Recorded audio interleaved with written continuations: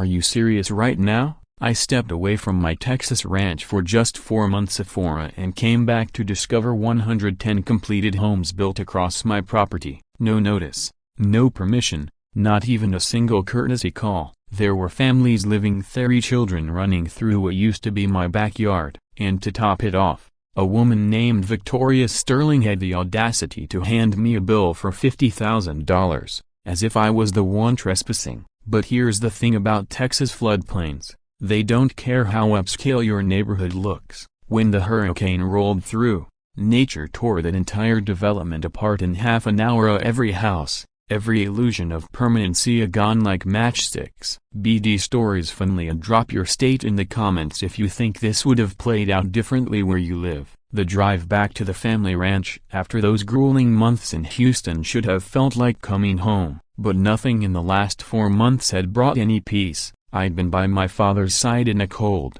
sterile hospital room, watching him waste away while the scent of antiseptic clung to every surface. He was diagnosed with pancreatic cancer just after Thanksgiving. By the time the new year rolled around, the doctors were already talking hospice. I moved into a cramped apartment near the hospital and spent every day under those harsh fluorescent lights, holding his hand while machines buzzed and blinked around us. Now all I wanted was to step back onto Morrison land of 4 generations of legacy beneath my boots. The radio buzzed with weather updates as I turned onto the old dirt road, the same road my grandfather carved out by hand back in '47 using savings from oil field shifts. Hurricane season 2024 expected to be the most destructive in decades. The meteorologist droned on. Coastal regions and flood zones urged to prep evacuation plans. I clicked the radio off with more force than intended. I couldn't bear another warning, another bleak forecast. Not after everything. I just needed to be home. After months of hospitals, loss, and sorrow, I thought I was returning to the familiar comfort of my family land, but what I found nearly made me drive off the road. I rounded the final curve expecting to see the old white farmhouse built by my great-grandfather himself. Instead, I saw a grid of 110 identical, fully finished homes, not in progress, not half-built, complete. Streets paved, sidewalks poured, driveways lined up like clockwork, mailboxes, lawns, even street signs, everything in place like it had always been there. Perfect lawns, too so immaculate they looked fake. It was like someone had parachuted a piece of suburban sprawl straight onto my pasture. I froze, my hands locked on the steering wheel so tight my knuckles went numb. Suddenly, the silence from back home over those 4 months made horrifying sense. I'd mistaken quiet for normal. I thought no updates meant no problems. But while I was drowning in grief in Houston, someone had wiped my home clean off the map. I never got a single call, no letters, no emails, nobody gave me a warning, and there's no way this scale of construction happened quietly. Dozens of workers, dozens of trucks, permits, plans, equipment, and apparently an absolute silence from those who should have said something. I slammed the accelerator and sped toward the development office at the front of the property. A polished brass sign glinted in the sun, Sunset Valley Estates, a Victoria Sterling development, luxury living in harmony with nature. The parking lot was packed with Teslas, BMWs, and high-end sedans. Total strangers wandered my land like they'd always belonged there, chatting about HOA dues, school zones, granite countertops. My great-grandfather bought this land with money earned during World War II. My grandfather fought to hold on to it during the Dust Bowl when banks were repossessing farms left and right. My father walked this land with me, taught me how to read the wind, the clouds, the soil. This wasn't just dirt, this was Morrison land, and it was not for sale. I didn't knock on the door like a polite guest. I kicked it open hard enough to make the windows rattle and the brass nameplate swing like a clock's pendulum. Inside, a woman dressed in a designer suit, one of those sleek numbers that probably cost more than most folks make in a month, looked up from behind her mahogany desk. Her smile was cold, practiced, the kind that freezes your blood. She had perfectly coiffed blonde hair, the kind that takes weekly salon upkeep, and makeup done with professional precision, and nails clicking rhythmically against the desk like a ticking clock of arrogance. "Mr. Morrison, I presume?" Her voice was silky smooth, dangerous in its certainty, the kind of tone people use when they're used to getting exactly what they want. She didn't flinch when I kicked in her door, didn't raise an eyebrow. It was as if my arrival had been expected, like I was a meeting on her calendar. "We've been waiting for you to return from Houston," she said, not even breaking eye contact. "I trust the funeral arrangements for your father went smoothly. Pancreatic cancer can be quite difficult for families emotionally and financially." The way she casually mentioned my father's death like it was some bullet point in a business report hit me harder than a punch. The air left my lungs. How did she know about his illness? About where I'd been?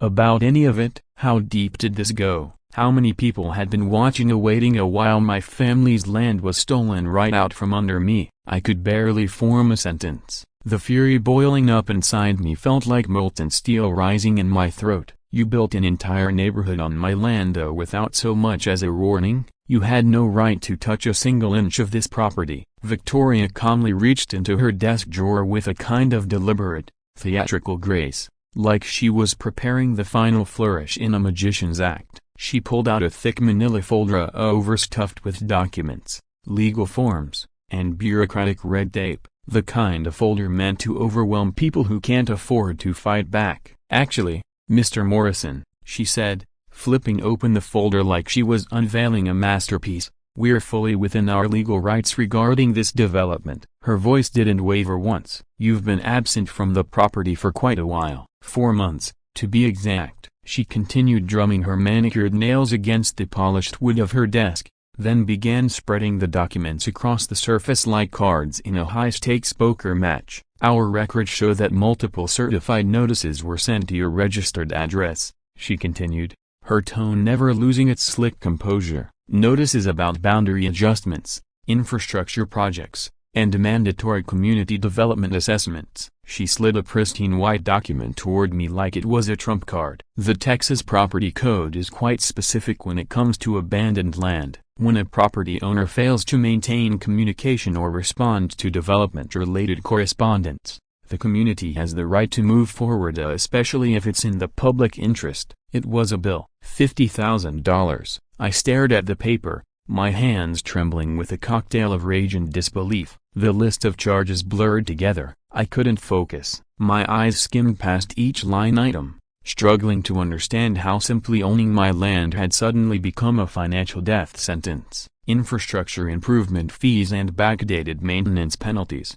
Victoria explained casually, her smile sharp as ever. "The geological survey alone came in at $7,500, then we had the foundation integrity testing at $12,000, followed by the environmental impact study, soil analysis, floodplain certification. Oh, and of course, the administrative fees for managing your extended absence." She leaned back in her leather chair like royalty on a throne, completely unfazed by the wreckage she was laying at my feet. I picked up the bill and examined the charges again, every line designed to bury me in debt. But then something jumped out at me. The geological survey. There, at the bottom of that section, was a signature. Dr. Harrison. Something about it didn't sit right. The ink looked too fresh, too bold. The writing was too uniform, too perfect, like it had been traced, not written. The pen pressure was uneven. The spacing between the letters lacked the flow of a natural signature. Something was off. Why would they charge me for a geological survey on land I owned? And why did Dr. Harrison's signature feel fake? The next morning, I sat at my kitchen table staring at the signature. My coffee had long since gone cold. I kept reading the name over and over, trying to summon the nerve to make a call that might upend everything. The number for Harrison Geological Services was right there on the letterhead. Austin office, real address, legit phone line. I'd been avoiding the call since the night before, unsure what I'd even say, or worse, what I'd hear. Finally, I picked up the phone and dialed. 3 rings later, a warm professional voice answered. "Harrison Geological Services, this is Sarah speaking. How can I help you today?" I cleared my throat, trying to sound calm, even though my pulse was racing and my hands wouldn't stop shaking. "Good morning, Sarah. I'm calling to verify some details about a geological survey supposedly conducted by Dr. Harrison on my property 2 months ago. I'd like to confirm some information." Maybe speak with him directly. There was a long pause. Then I heard the telltale sound of someone inhaling sharply, the kind of breath people take before breaking bad news. "I'm so sorry, sir," she said gently. "Dr. Harrison passed away 6 months ago. Sudden heart attack, completely unexpected. It happened right here in the office. On a Tuesday." I froze. My blood went cold. 6 months ago? I repeated, staring at the report dated just 8 weeks prior. My thoughts scrambled for footing. "Yes," she confirmed softly, "March 15th, to be exact." He was only 58. Seemed perfectly healthy. He just had lunch, was going over some paperwork, then collapsed right at his desk. Paramedics said it was massive via instantaneous. Her voice dropped, touched by genuine sadness. "If you'd like, I can connect you with Jennifer, Dr. Harrison's former assistant. She's been handling his reports, and, well, she's mentioned some strange things recently. I think she'd be very interested in hearing about this." That same afternoon, I found myself across the desk from Elena Rodriguez in her downtown San Antonio law office. The 40-minute drive gave me time to think about what I'd say, how to explain a situation that already sounded completely insane, even to me. I'd picked Elena based on her reputation. Her site said she specialized in land disputes and had gone toe-to-toe with some of the biggest developers in the region. What I didn't expect was someone who looked like she. Elena had the kind of quiet intensity that could go toe-to-toe with the entire state of Texas and come out on top without breaking a sweat. She looked to be in her early 30s, with sharp, calculating dark eyes framed behind elegant designer glasses. As she examined the geological report, she didn't skim it. She dissected it like a seasoned detective poring over a crime scene for a break in the case. Her office was as sharp and composed as she was. Sleek lines, spotless surfaces, legal books neatly arranged along dark wood shelves, and prestigious degrees framed in rich mahogany. Everything about the space radiated precision and power. "Jake," she said, finally looking up from the documents spread out on her desk, "before we go any further, there's something you should know about my background." Her tone shifted, still calm, but more deliberate. "I spent 5 years as corporate counsel for Marathon Oil. I handled everything from mineral rights contracts to environmental reviews and geological evaluations. I know what legitimate oil field paperwork looks like, yeah, and I know when I'm looking at something that's been faked." She paused, lightly tapping her pen against the desk, clearly weighing her next words. "What you've brought me isn't standard soil testing for home construction. Thesa," she gestured to the report, "is something far more advanced and far more valuable." From her desk drawer, she produced a high-grade magnifying glass of the kind used by professionals trained to spot fraud. Within just a couple of hours since I first contacted her, she'd already acquired Dr. Harrison's death certificate and several verified copies of his real signature from previous geological reports. That kind of speed and resourcefulness didn't come cheap, and now I understood why her reputation was ironclad. "Whoever forged this signature didn't think anyone would scrutinize it closely," she said, positioning the glass over the page. "But it's sloppy, painfully so." She leaned forward, pointing with her pen. "Look at the pressure points where the pen hits the paper. See how the strokes stop and start unnaturally. And here you notice the angle of the loops in the capital AH and AR. They're too uniform, too measured." This was traced, not written freely. She showed me tiny flaws I never would have caught. Inconsistent spacing between letters, hesitation marks where the forger paused to line up with the original. There were even subtle drag lines, where the pen had clearly been lifted and repositioned to follow a template. "A real signature has rhythm," she said. "This one's robotic. It's imitation pretending to be authenticity." Then Elena sat back in her leather chair, her face hardening. "Someone traced Dr. Harrison's name onto a report dated nearly 6 months after his death. That makes this entire document forged, and this fake report is being used to justify a development that has nothing to do with actual housing." And that was just the beginning. She unfolded the drilling report and laid it across her desk, flipping through it with the authority of someone who knew exactly what to look for. "According to this, Sterling Development drilled over 200 feet into your land for what's listed as soil analysis and foundation testing." She gave me a knowing look. "Jake, that's a lie. No residential home, not even luxury ones, requires a foundation deeper than 20 to 30 feet or 40 at most in poor soil. But these test sites, they go 10 times that. She pointed to a red grid plotted across the report, each dot representing a drilling site, neatly arranged in rows and columns across the property. This is the lowest, most flood-prone land on your ranch, right? I nodded. These patterns aren't for houses, she said firmly. They match exactly the kind of drilling grid used in oil and gas exploration. This isn't foundation testing. This is underground resource mapping. Elena reached for a weathered roll of hand-drawn maps I had brought, of flood maps my great-grandfather had created by hand after the flood of 1923. He documented every inch of the land's behavior during heavy rains, and those maps had been passed down for generations. Now, I want you to look closely at something,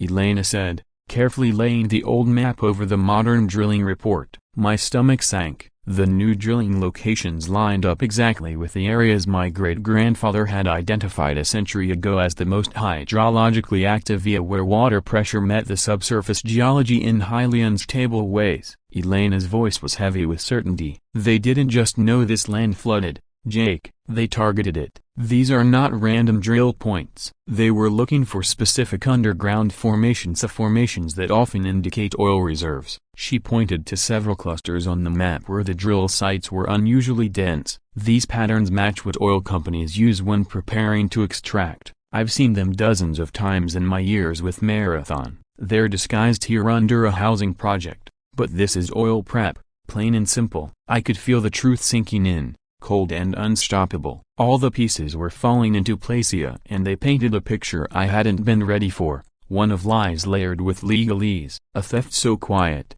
so calculated. It had unfolded in broad daylight without a single neighbor saying a word. Elena, I said, my voice barely a whisper, are you telling me that Victoria Sterling built over 100 houses on my land just to cover up an illegal oil drilling operation? She gave a slow, solemn nod, the edges of her professionalism beginning to fray as the sheer scale of the deception became undeniable. The homes aren't the goal, Jake, they're camouflage. The real purpose of this development is what's beneath your land. They're nothing but window dressing, Elena said flatly, just a facade designed to disguise massive industrial drilling as ordinary suburban development. She leaned in, lowering her voice to a near whisper, as if the walls themselves might be listening. Victoria Sterling isn't in the business of building neighborhoods, Jake. She's drilling for oil right under your land, and she's using this entire fake development to stay off the radar of inspectors, environmental agencies, and anyone else who might ask the wrong questions.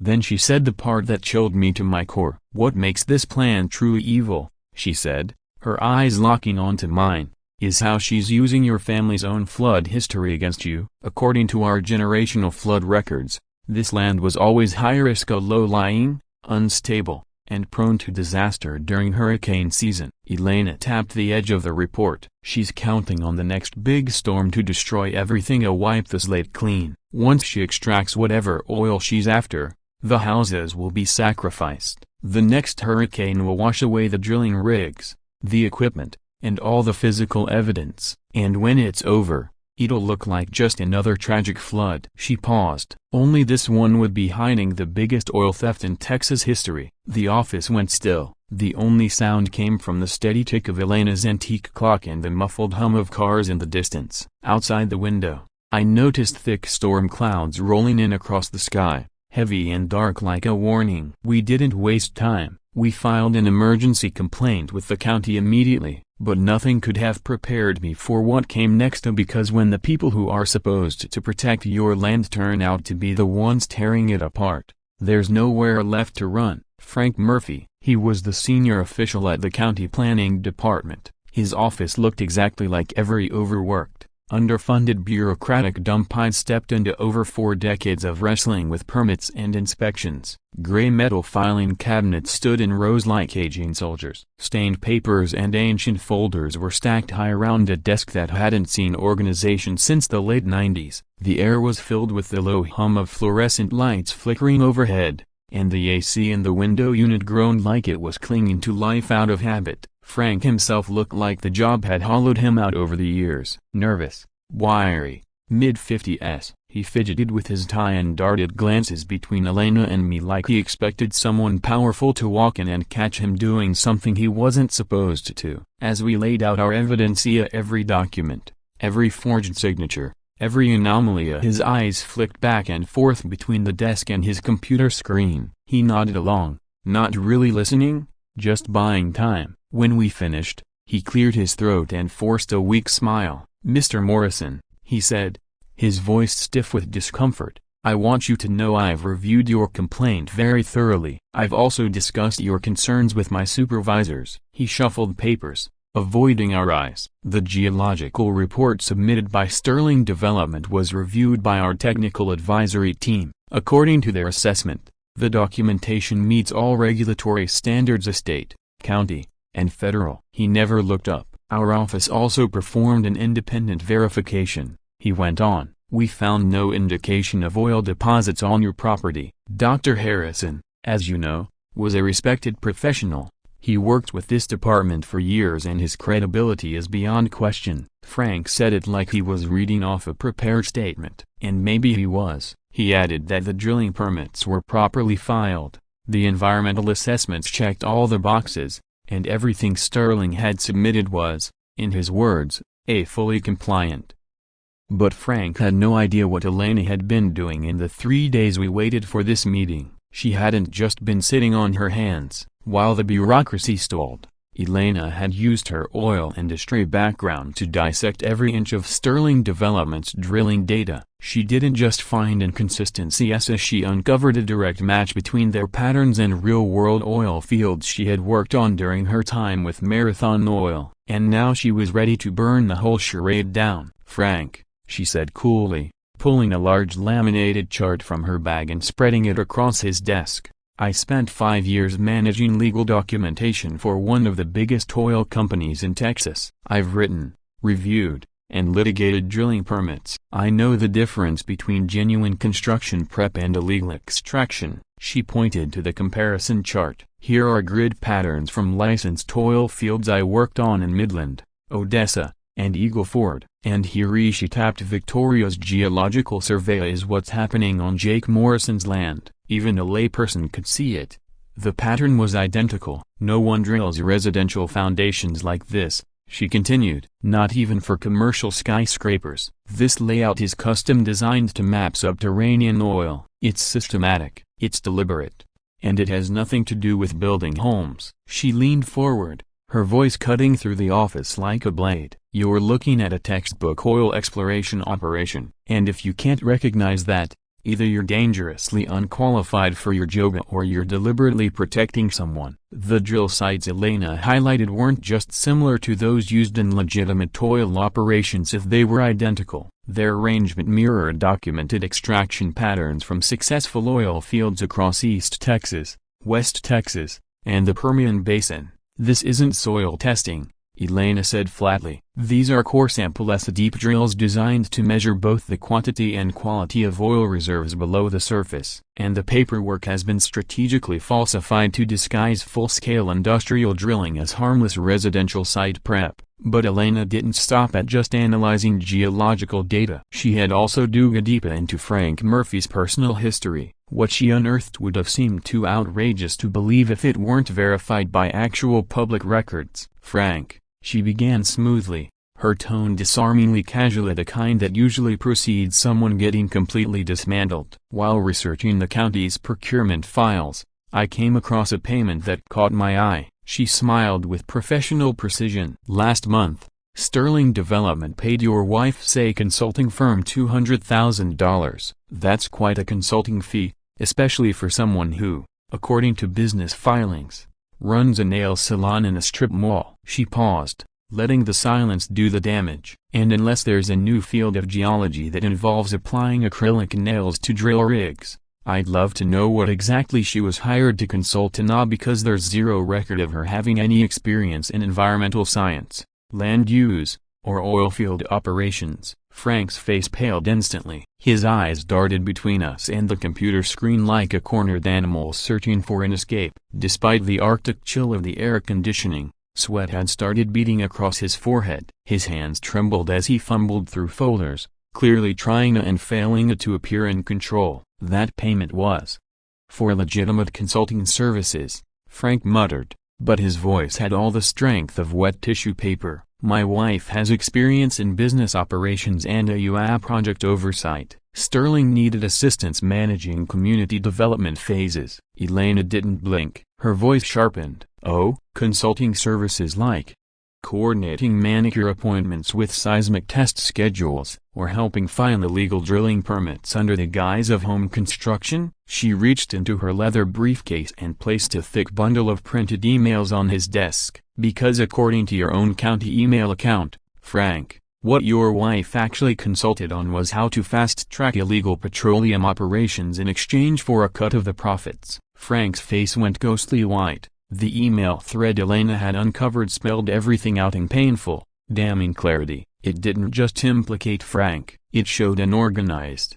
deliberate conspiracy with tentacles reaching beyond county lines into other states and multiple government agencies. And the most astonishing part? It hadn't taken hacking software or insider access to break in. Frank's government email account password was literally 123. He'd used it for 7 years. Elena had simply called the county tech support line, pretended to be his administrative assistant, and requested the password under the pretense of a state-ordered cyber audit. They'd handed it right over. Frank, Elena said, spreading the emails out like a winning poker hand, your cybersecurity practices are as laughable as your bribery attempts. She began reading from them aloud, her voice ice-cold and surgical. The emails detailed transaction trails, encoded messages, and carefully orchestrated timelines. It wasn't just petty corruption, it was an enterprise, one that had been planned over the course of 18 months with precision. Victoria Sterling wasn't just stealing oil, she had built a covert empire to do it. Shell companies scattered across jurisdictions, offshore bank accounts registered in Mexico and the Cayman Islands, partnerships with shadowy petroleum contractors, and in Frank's own inbox were the steps to it all. Phase 1. Acquire the land through forged documents and bureaucratic manipulation. Phase 2. Extract oil over a 6-month operation disguised as residential construction to avoid scrutiny. Phase 3. Wait for a major storm. Let the hurricane erase all physical evidence. No cleanup, no trail, just another tragic loss blamed on an act of God. Frank's computer mouse was now clicking like mad. He was clearly trying to delete files, cover his tracks, anything to make this go away. But Elena had already locked in everything, printed, documented, ready for prosecution. What we were looking at wasn't a spontaneous criminal scheme. This was a long cona executed by a woman who had mapped every step, greased every palm, and built a suburban Section 8 over one of the most audacious environmental crimes in Texas history. Victoria Sterling hadn't just stolen oil, she'd stolen trust, manipulated natural disasters, and turned my family's land into the centerpiece of a billion-dollar cover-up. Millions of dollars in crude oil were being siphoned from beneath my family's land, disguised under the pretense of a luxury housing development. This wasn't some minor zoning violation. Frank Murphy wasn't just accepting shady payments to let a few permits slide. He was a full-blown accomplice in what might be the largest mineral rights heist in the county's history. And perhaps the most disturbing part of all? The storm. Elena revealed something that sent chills through me even before the air conditioning could. She spread out a chain of emails, their subject lines sterile and clinical, but their contents absolutely damning. Jake, she said, pointing to highlighted names and dates, look at this correspondence between Victoria Sterling and a cluster of private meteorological firms. They weren't just any weather consultants. These were high-level forecasters employed by insurance companies and offshore oil operations experts in long-range hurricane prediction. For the last 18 months, Victoria had been paying them for precision weather modeling, getting exact projections on storm tracks, impact windows, and historical surge patterns. She knows exactly when the next big storm is going to hit this region, Elena said grimly, and she's timed every step of her operation to match it. It was the perfect crime. Extract the oil, destroy the evidence, and let Mother Nature take the blame. And as if summoned by the horror of what we were discussing,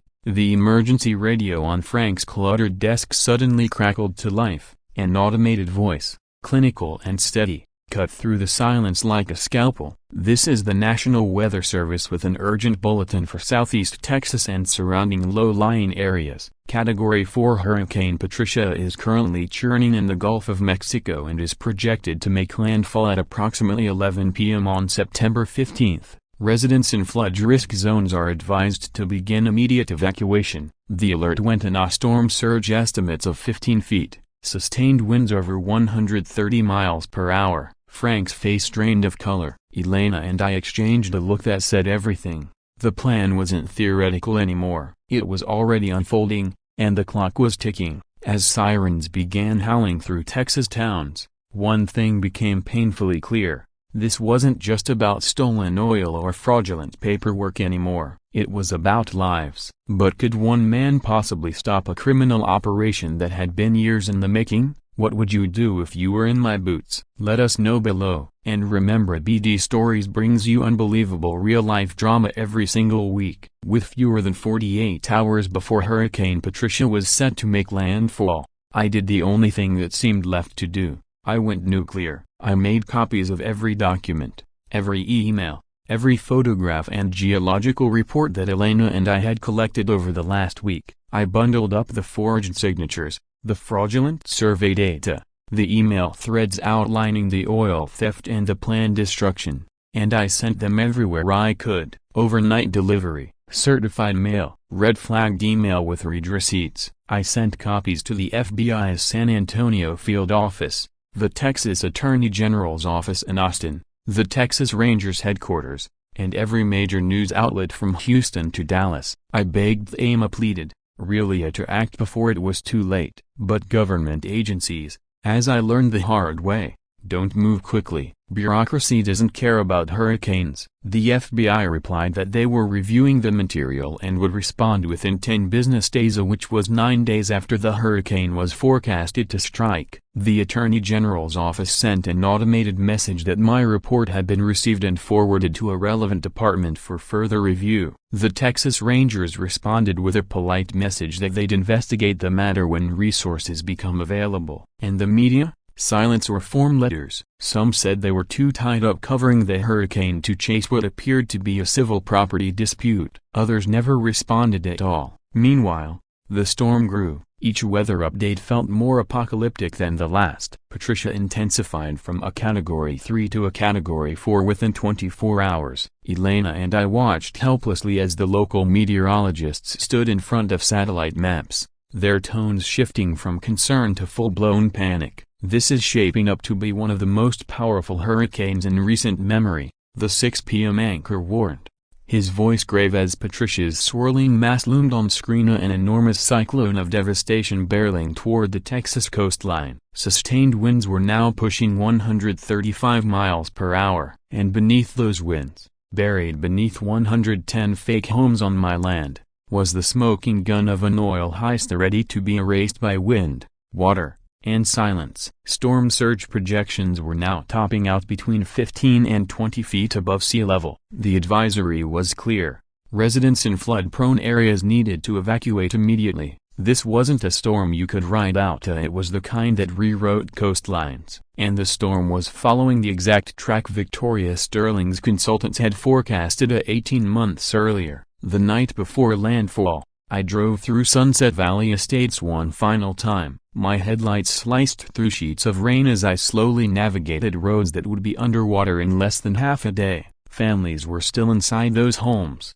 completely unaware they were living atop a ticking time bomb. Children played in yards that would be unrecognizable by morning, riding bikes on sidewalks destined to vanish beneath 10 feet of brackish floodwater. Their laughter cut through the storm like a gut punch, the kind of sound that only comes from innocence and ignorance. They didn't know the adults entrusted with their safety had failed them on every level. Inside those houses, lights glowed in living rooms. I could imagine parents helping with homework, preparing dinner, or watching the news, completely unaware that they were living in a development built on falsified surveys, crooked permits, and a swamp of corruption. I wanted to pound on every door and shout the truth.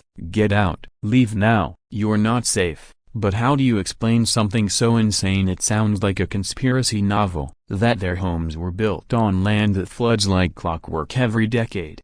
That the neighborhood itself was a front for illegal oil drilling?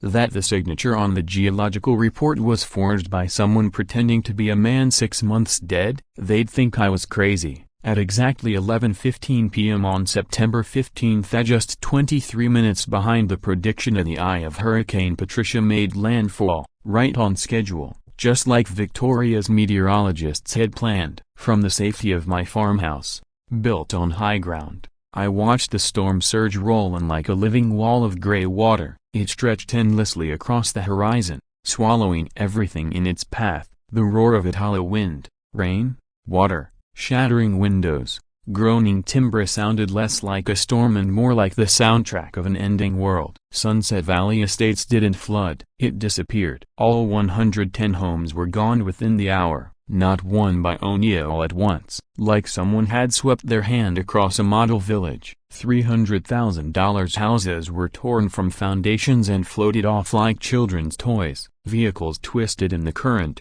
spinning and smashing against street signs and light poles. Transformers burst like fireworks. Street lights died. Power lines thrashed in the wind like cliff snakes. The community center, the same one where people had hosted birthday parties and block meetings, it was submerged entirely. Only the peak of the roof broke the surface, barely visible in the moonless dark. It was as if Victoria had pushed a button and erased all evidence of her crime. But something happened that her meticulous plan hadn't accounted for. When the sun rose and the waters began to pull back, the hurricane didn't just destroy it, it revealed. All across the flooded development, buried secrets emerged from the mud and debris. Industrial equipment that had been hidden below sheds, disguised as maintenance buildings, or buried under fake landscaping was now fully exposed and glinting in the rising sun like metal bones picked clean. Oil pumps, extraction towers, drilling platforms. Nowhere to run, nowhere to hide, nowhere to deny what this neighborhood had really been. Elena arrived at first light, a waterproof camera around her neck, boots caked in mud, already snapping photos like a war correspondent in a disaster zone. "Jake, over here!" she yelled, waving me over. She stood beside what had once been the community center. The flood had ripped it away to reveal a towering oil derrick of 40 feet high, made of steel, rust, and rota anchored beneath the very foundation. "They've been pumping oil this whole time," she said. "This wasn't just preparation, they were already extracting it and hiding it in plain sight. We moved from lot to lot, documenting everything. Hidden pump jacks, pipeline heads, chemical storage tanks, and pressure control valves, everything you'd expect at a drilling site, not in someone's backyard." But then we discovered something else. Something worse. Every single well a broken bar was dry. Elena crouched near one of the exposed platforms, studying the capping hardware. "These sites are fully extracted," she said flatly. "They're tapped out. Look at the connections, the shut-off valves, the way the collection lines were sealed." She pointed to a junction box. "This shows months of continuous operation. Victoria didn't just start drilling as she finished. The oil's already gone." The truth hit me harder than the storm ever could. Victoria Sterling hadn't planned to use the hurricane as a cover for her crimes. She'd waited for it, timed the whole operation so she could suck every drop of oil out of the earth,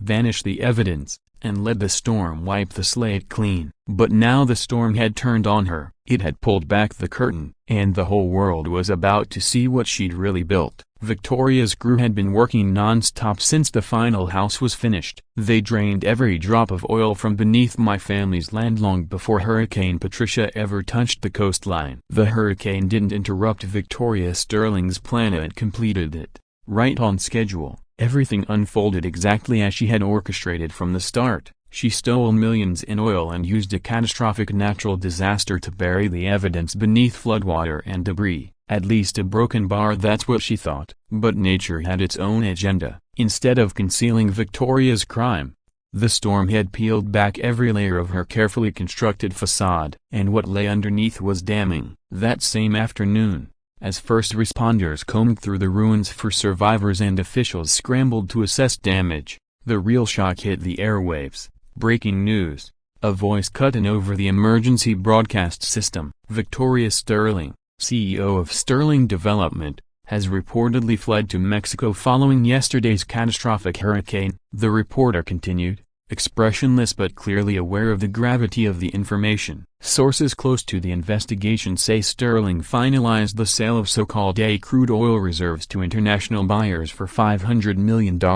She is currently believed to be residing at a luxury resort in Cancun. Meanwhile, families displaced from her Sunset Valley Estates development remain in overcrowded emergency shelters, with no word on compensation or accountability. I could feel my hands curl into fists as the anchor read on. Sterling Development has issued a statement calling Hurricane Patricia an act of God and claiming that the disaster was unforeseeable. The company insists that homeowner insurance will cover all losses and that they hold no legal responsibility. Victoria was sipping cocktails by the ocean while families who trusted her were sleeping on cots and eating canned beans handed out by the Red Cross. And yet, there was still one fatal flaw in her master plan, a one she didn't even know she'd made. Type gotcha if you think Victoria's about to get what's coming to her. For 3 agonizing weeks after the hurricane flattened Sunset Valley Estates, Elena and I felt like we were screaming into a void. The evidence was right there, photographed,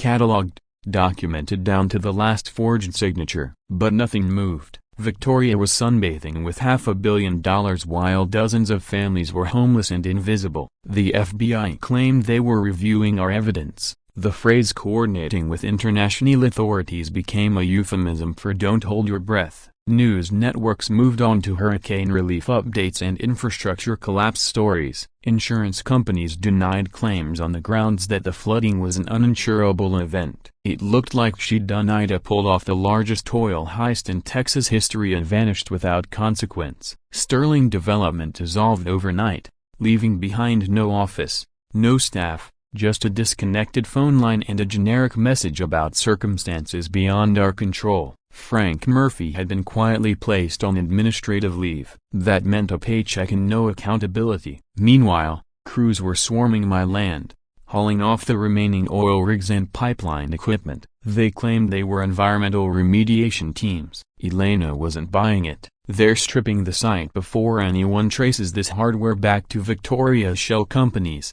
she said. Then came the call that changed everything. 3 weeks after the storm, Elena's phone lit up with a number she didn't recognize. FBI headquarters in Washington, D.C., not San Antonio, not Austin, the big leagues. Elena Rodriguez?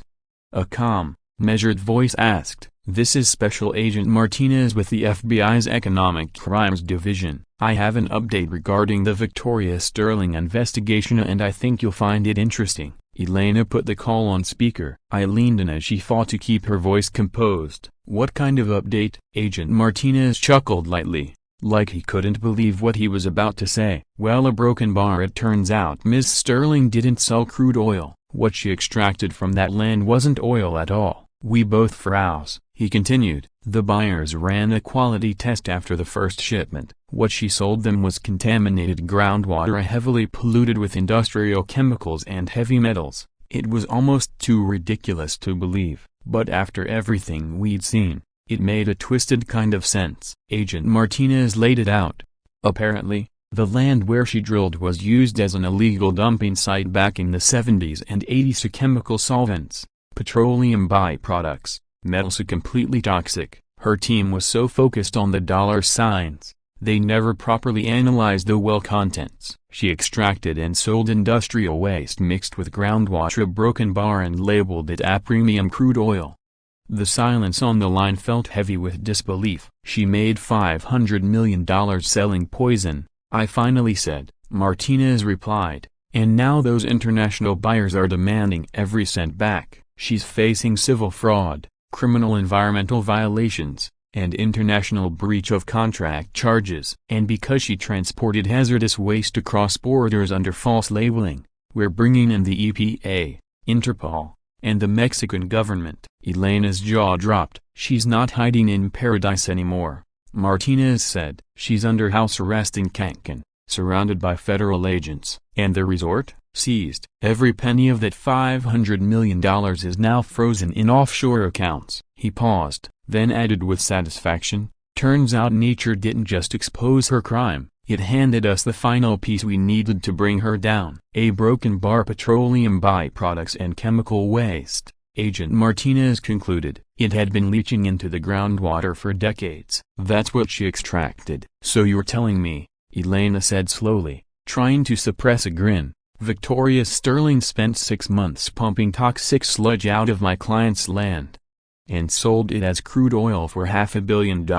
"That's exactly what I'm telling you," Martinez said, a trace of amusement in his voice. "And here's where it gets a broken bar fascinating. The Mexican buyers, let's just say they're not your average investor, tested the product before refining. Turns out what they paid for couldn't even be spread on farmland without killing everything it touched." He paused, letting the silence hang. "And, Miss Rodriguez, a broken bar the kind of people Victoria sold this to? They don't exactly file lawsuits. They settle things differently." We both looked at each other and for the first time in months burst out laughing, the kind of wild, cathartic laughter that comes from watching the universe serve up justice hotter than anything a courtroom could deliver. Victoria Sterling hadn't just committed the perfect crime, she'd executed the perfect mistake. So blinded by her greed, so smug in her own intelligence, that she never once checked if what she was stealing was even worth stealing. She'd sold $500 million worth of poison to people who do not tolerate being conned. The dominoes fell fast after that call.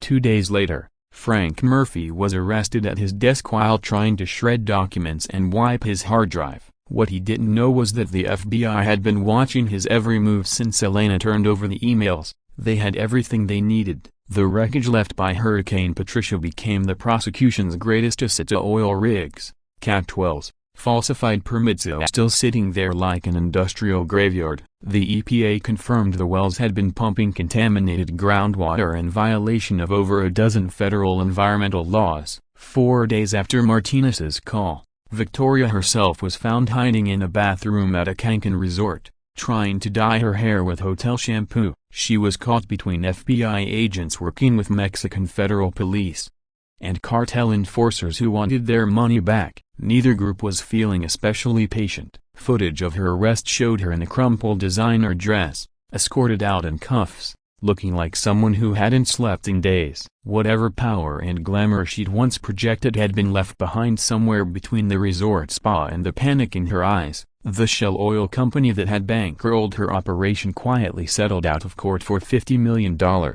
desperate to avoid being named in criminal proceedings. And Elena? She didn't just get ICA, she got a new job. The FBI hired her as a consultant on petroleum fraud and corporate environmental crime. No one else could spot fake drilling data and government password habits like she could. As for me, I took the settlement money and did what my grandfather would have wanted. I gave the land back to the earth. The equipment was cleared, the soil was restored, and right in the center of where Sunset Valley Estates once stood, I placed a monument. It's simple, a carved wooden sign that reads, "Morrison Family Land, where nature always wins." When storm warnings play on the radio, I walk out there, stand by that sign, and remember something the courts and the government often forget. Justice doesn't always wear a badge or sit behind a bench. Sometimes it rides in on the wind, sometimes it crashes through in 130-mile-an-hour gusts, and sometimes it partners with human arrogance to make sure that people like Victoria Sterling get exactly what they deserve. You can lie to homeowners, you can buy off county officials, you can trick oil buyers, but you can't outsmart 4 generations of people who've read this land like scripture. And you sure as hell can cheat Mother Nature. What's the wildest HOA or land dispute you've ever heard of? Drop your story in the comments. Stories might just feature it next.